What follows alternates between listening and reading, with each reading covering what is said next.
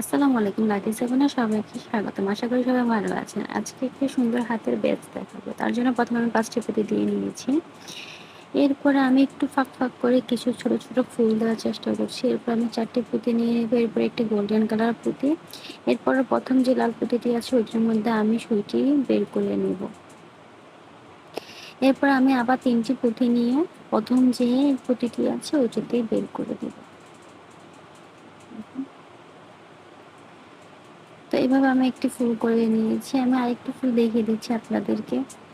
তো আমি আবারও ৪টি হালকা গোলাপি পুঁতিটা আর এরপর একটি গোল্ডেন কালার পুঁতি নিয়ে নিয়েছি। এরপর আমি ১ম যে পুঁতিটি ছিল সেই পুঁতিটি দিয়ে বের করে নেব।